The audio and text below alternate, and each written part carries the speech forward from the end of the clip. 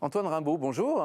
Bonjour. Vous êtes le réalisateur de ce premier long métrage que vous réalisez sur cette affaire absolument incroyable, l'affaire Viguier, avec deux monstres du cinéma, Marina Foïs et Olivier Gourmet. On regarde la bande-annonce et on en discute juste après. Maître Dupond-Moretti, c'est moi qui vous ai contacté à propos de l'affaire Viguier. Je viens vous proposer de reprendre l'affaire. Si je prends une affaire, je commence par lire le dossier. Je vous parle d'une erreur judiciaire, là. Monsieur Viguier, vous avez mis 3 jours à déclarer la disparition de votre femme. En vrai, ils savent même pas si elle est morte, hein. Si ça se trouve, elle est partie. Il n'y a pas de cadavre, il n'y a pas de mobile. Et vous êtes qui alors? Je suis une amie de la famille. Dis qu'ils ont aucune preuve, mais toi non plus, tu peux pas être sûr. Pourquoi s'est-il débarrassé du matelas sur lequel dormait son épouse? 250 heures d'écoute téléphonique. À vrai dire, je suis emmerdé, j'ai personne qui connaisse l'affaire comme vous. Ils ont retrouvé le sac à main dans la maison, avec les clés de la maison dans le sac à main.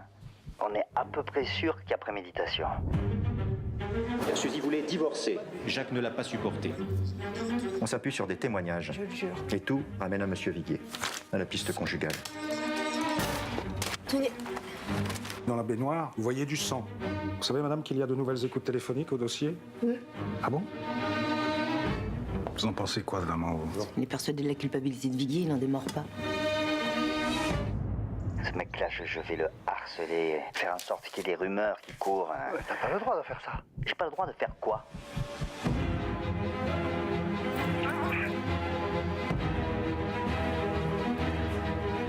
Pas le droit d'intervenir dans ce ménage.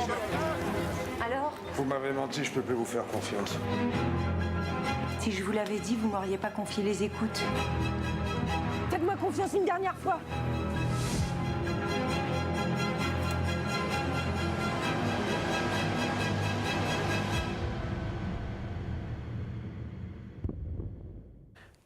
Le 6 février, une intime conviction au cinéma, un film palpitant, aux séquences très rythmées. Alors c'est un huis clos, hein, donc vous imaginez, mais on ne s'ennuie pas une seule seconde. Admirablement interprété par Marina Foïs et par Olivier Gourmet. Olivier qui incarne Maître Dupond-Moretti, originaire de Maubeuge. Alors tout est vrai dans ce film, ou presque. Le personnage de Nora, il est fictif. Absolument. En fait, on n'a rien osé inventer de cette affaire qui est vraiment extraordinaire.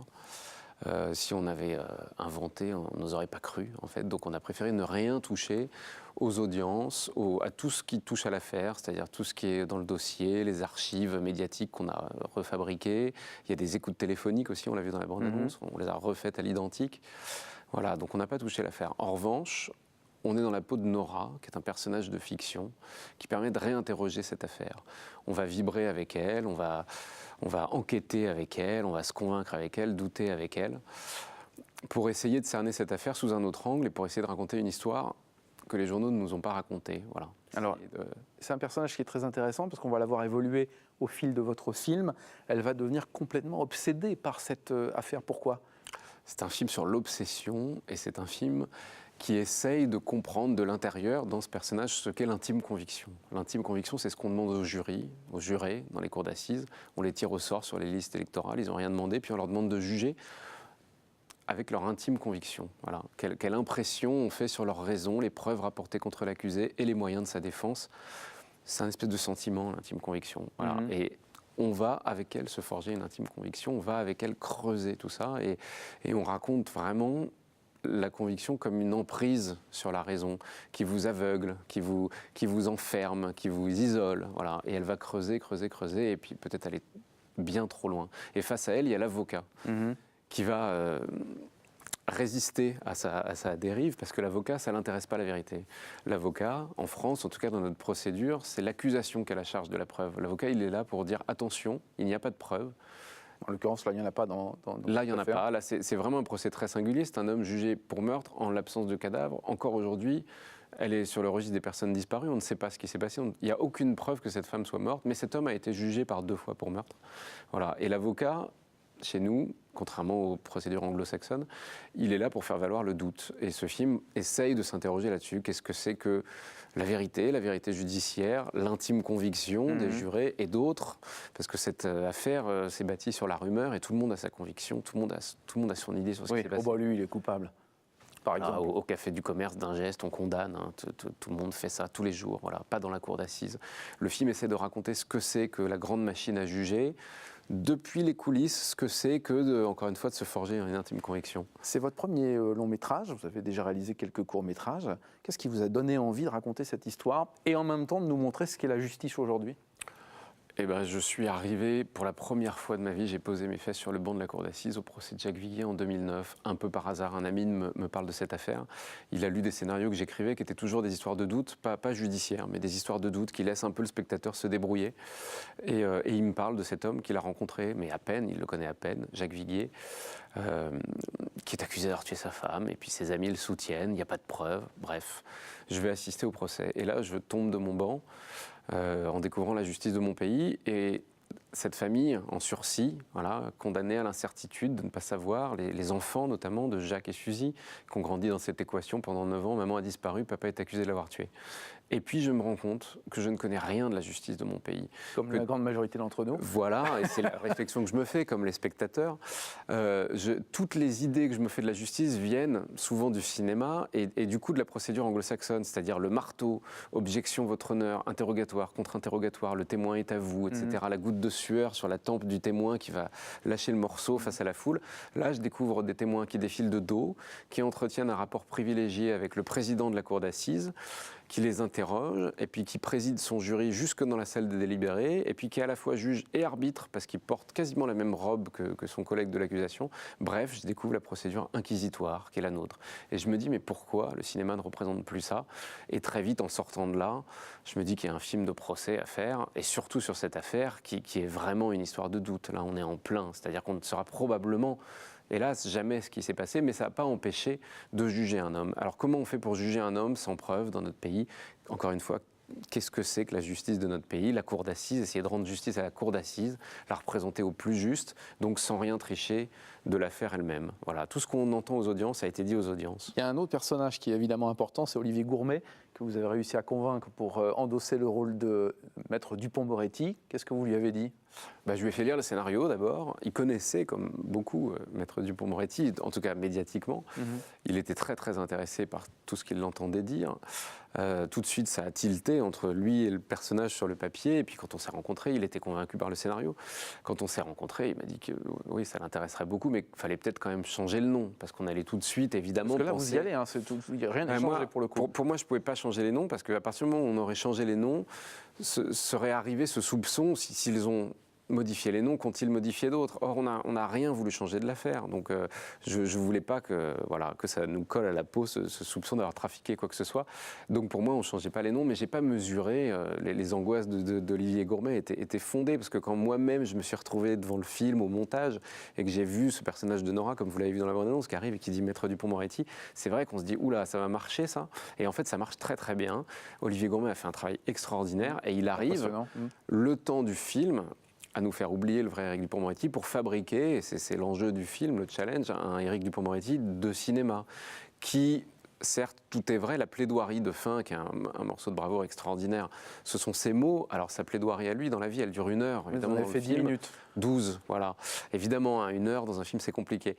Mais ce sont ses mots, et il réussit l'exploit de presque... Alors, c'est les deux, c'est-à-dire, j'allais dire faire disparaître Dupond-Moretti, mais c'est pas facile, mais en fait, même moi, quand je deviens spectateur de mon film, et puis les chroniqueurs judiciaires qui ont vu Dupond-Moretti plaider 100 fois, me disent, tout d'un coup, on le voit lui, on voit Gourmet, on ne sait plus, quoi. Vraiment, j'ai l'impression, et c'est tout le talent d'Olivier Gourmet aussi, qu'on a réussi ça, à faire exister un Dupond-Moretti de cinéma, voilà, qui est quand même encore lui, mais sous les traits de Gourmet, dans la voix de Gourmet. Le film s'appelle Une intime conviction. Il sortira le 9 février prochain au cinéma. Alors, je te disais au début, hein, c'est vrai, c'est très rythmé et pourtant c'est un huis clos. Comment vous avez réussi à nous donner ce rythme et ce côté suspense ? Très vite, c'est l'écriture qui est arrivée. C'est un thriller judiciaire. C'est pas, comme on en faisait autrefois, un drame de prétoire un peu poussiéreux. Voilà, non, mais parce que c'est ce qu'on faisait. Oui, Il y a des très bons films. Voilà, c'est juste que c'est des drames. Les Américains font des thrillers depuis toujours dans ce domaine-là parce que leur procédure le permet. C'est-à-dire qu'eux, ils cherchent la vérité à l'audience. Et du coup, il y a toujours des rebondissements au deuxième acte du procès. Tout d'un coup, boum, il y a une bascule. Là, c'est ce qui s'est passé dans ce procès. Dans ce procès, tout d'un coup, il y a eu des rebondissements exceptionnels. Un autre que l'accusé s'est retrouvé tout d'un coup suspecté, parti en garde à vue, etc. On n'avait jamais vu ça. Voilà. Donc j'ai pu imaginer, après le verdict, voyant tout ce qu'avait fait la défense, Éric Dupond-Moretti, des écoutes téléphoniques qui avaient été versées au dernier moment, etc., au cœur du procès, je me suis penché sur le dossier, sur ces écoutes téléphoniques, et j'ai imaginé ce personnage de fiction joué par Marina Foïs, qui est donc cette espèce de personnage profane, citoyenne, un peu égarée là, qui va porter le flambeau de l'erreur judiciaire, de la présomption d'innocence, et puis petit à petit s'entêter dans une quête de vérité, et peut-être s'y perdre. Voilà. Et j'ai imaginé ce personnage dans les coulisses du procès, comme on se projetterait tous, quoi, à chercher la vérité, parce qu'évidemment c'est très humain de vouloir la vérité. Mais Il y a un peu de vous, quelque part ? Il y a un peu de moi dans la mesure où moi, je suis allé chercher Dupond-Moretti dans la vraie vie. À un moment donné, quand il était question de changer d'avocat pour la famille, parce que le parquet avait fait appel, en France c'est curieux, mais on peut décréter que le jury populaire qui a dit que cet homme était non coupable, ça compte pas et on recommence tout. Voilà, donc la famille, à un moment donné, elle s'est dit, est-ce qu'il ne faut pas changer d'avocat pour en prendre un plus médiatique ? Et je les ai un tout petit peu aidés en faisant la transmission. Je suis allé trouver Dupond-Moretti, j'étais à Paris, j'étais à Toulouse, bref. Donc oui, là, il y a un peu de moi dans une démarche citoyenne. C'était important que ce personnage soit profane, encore une fois. Et puis c'est un film qui est raconté depuis le banc de la cour d'assises. C'est-à-dire qu'on rentre dans la cour d'assises, le spectateur rentre dans la cour d'assises avec elle et dans les coulisses de la cour d'assises. Qu'est-ce que vous aimeriez, en 30 secondes, Antoine Rabot, que l'on garde de ce film ? Eh ben, c'est un thriller judiciaire, effectivement, c'est un peu rare. Et l'enjeu, c'est d'interroger la justice au sens large. Il y a le fait divers, il y a cette affaire, mais il y a surtout, encore une fois, qu'est-ce que c'est que l'intime conviction ? Qu'est-ce que c'est que la vérité judiciaire ? Est-ce qu'il y a une vérité d'ailleurs ? Et comment on fait pour juger sans preuve ? Et qu'est-ce que c'est que le doute et le travail des avocats de la défense ? Allez voir ce film, c'est très impressionnant. Il s'appelle Une intime conviction. Il sort donc en février, le 6 février prochain. Le 6, j'ai dit le 6 ? Oui, le 6 février. 6 février prochain sur vos écrans pour voir comment fonctionne notre justice en France. Un grand merci Antoine d'être venu jusqu'à nous. Merci à vous. Bon succès pour le film. On dit merde, paraît-il. Alors on y va. Il merde. paraît.